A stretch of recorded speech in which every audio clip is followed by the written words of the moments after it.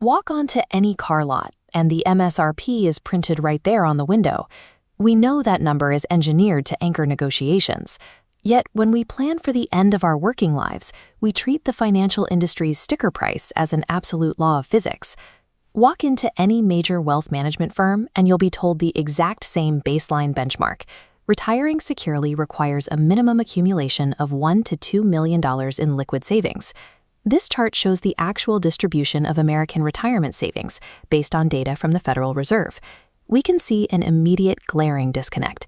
Right now, 93% of Americans currently living in retirement have less than $500,000 saved.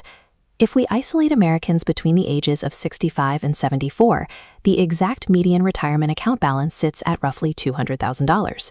Out of the entire population, a statistically rare 3.2% of retirees actually hold the recommended $1 million. If we accept the industry's math, the vast majority of the country is failing. Yet data from the Employee Benefit Research Institute reveals a paradox. 62% of these same retirees rate their life satisfaction an 8 out of 10 or higher. This massive gap between institutional targets and retiree contentment reveals the $1 million goal as a marketing anchor, a sticker price designed to manage expectations rather than reflect the varied reality of financial solvency. The institutions publishing these benchmarks already have access to the exact Federal Reserve data. They own the facts, yet they market the fear. The reason comes down to structural incentives and how the financial industry generates its revenue. Modern wealth management operates heavily on the assets under management, or AUM model. Under this structure, firms charge an annual fee based directly on the total size of your portfolio. They are not paid based on the precise efficiency of your withdrawal strategy or their performance against the market. They are paid a percentage of the sheer volume of money you hold with them. This creates a direct financial incentive. Maximizing the target savings goal inherently maximizes the total assets the firm can extract annual fees from. Higher target balances equal higher guaranteed revenue.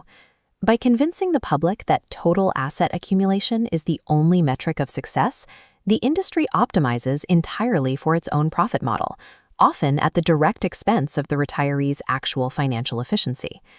This accumulation-first mindset is a relatively recent invention. In the 1990s, the corporate landscape transitioned aggressively away from defined benefit pensions, replacing them with defined contribution plans like the 401k. This pivot transferred the burden of retirement planning off massive corporate ledgers and dropped it onto the individual worker. To keep their future secure, every employee was suddenly responsible for navigating market volatility alone. Average employees were suddenly forced to act as amateur portfolio managers. Needing guidance to navigate an opaque market, they turned to wealth advisors, exposing their life savings to the AUM fee structure. This graph tracks the long-term impact of those advisory fees. A standard 1% AUM charge sounds mathematically harmless in a single year, but wealth building operates over decades. Because you lose the 1% fee plus the decades of compound growth that money would have generated, a 1% fee on a $200,000 portfolio destroys roughly $170,000 in lost potential wealth over a 30-year horizon. The same financial institutions issuing the high-pressure accumulation targets understand this compounding logic perfectly. The AUM model inevitably applies a severe mathematical drag to individual savings. Chasing the $1 million sticker price by paying a percentage of your total wealth guarantees that you will surrender a massive fraction of your returns to the firm managing the math. To accurately measure your readiness to retire, we have to discard the industry's total asset volume metric. Real security is measured through an income-centric framework based entirely on cash flow. This diagram illustrates the two-pile framework. We start with pile 1, the guaranteed income floor. This pillar consists of every fixed, predictable dollar you receive monthly, regardless of market performance. It includes defined pensions, structured annuities, and Social Security. To purchase a private annuity that pays $3,000 a month for life, an individual would need to hand an insurance company over $1 million up front. By this math, Social Security functions as a $1 million asset provided by the government, a floor that carries zero management fees. Next to the floor, we have Pile 2, the savings bridge. This represents your liquid accumulation, your 401ks, IRAs, and standard brokerage accounts. Above these pillars sits a rigid threshold.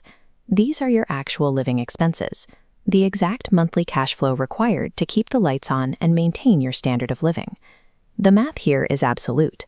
The only functional purpose of Pile 2 is to fill the specific deficit between your guaranteed income floor and your living expenses. If your guaranteed monthly cash flow covers your monthly burn rate, a massive total net worth is irrelevant to your daily survival. The $1 million standard is mathematically unnecessary if the gap between your floor and your expenses is small. To prove why cash flow outranks net worth, we can test this framework against two hypothetical retirees. This split-screen ledger breaks down the math. On the left, we have Frank. By industry standards, Frank is critically behind, holding only $140,000 in liquid savings.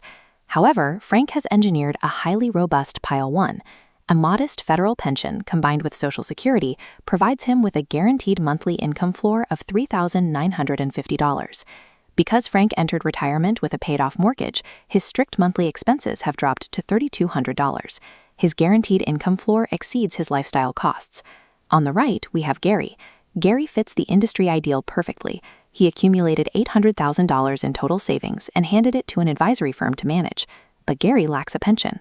He still carries an active mortgage, driving his monthly living expenses significantly higher than his minimal guaranteed income floor.